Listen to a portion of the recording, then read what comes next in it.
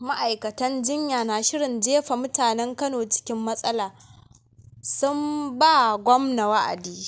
Ma'aikatan jinya a Kano sun yi barazanar shiga yajin aiki, sun baiwa gwamnatin jihar wa'adin kwanaki 15 ta biya masu buƙatunsu.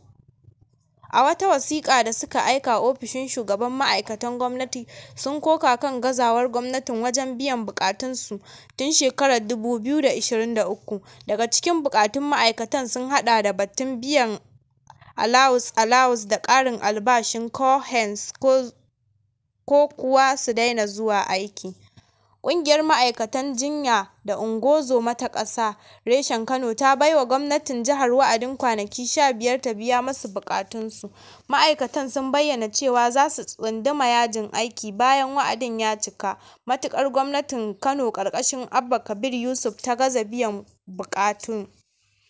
Jaridar Leadership ta rahoto cewa ma'aikatan jinyar sun sanar da haka ne a wata takarda mai ɗauke da sa hannun kakakin ƙungiyar Comrade Ahmad Hazmat Sharaɗa.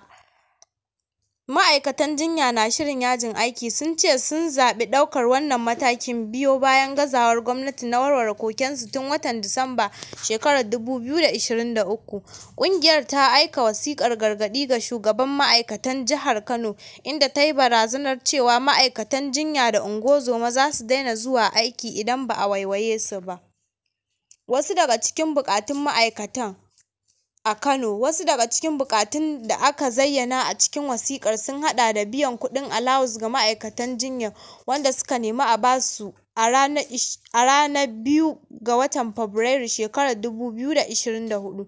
Sun kuma buƙaci a biya ƙarin kaso 25 na tsarin albashi na cohems da dai wasu buƙatu da aka zayyana a cikin wata takardar tunatarwa da aka aika wa gwamnatin ranar 20 ga watan Agusta shekarar 2024.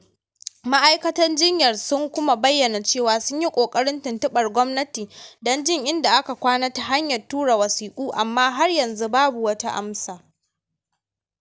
Matsalar da yajin ma'aikatan za ta haifar a Kano. Idan har wannan yajin aikin ya tabbata, za a samu babban cikas a harkokin kiwon lafiya, wanda zai shafi marasa lafiya da asibitocin Kano. Har kawo yanzu dai gwamnatin Kano bata ce komai ba dangane da wa'adin da ma'aikatar jinya suka bayar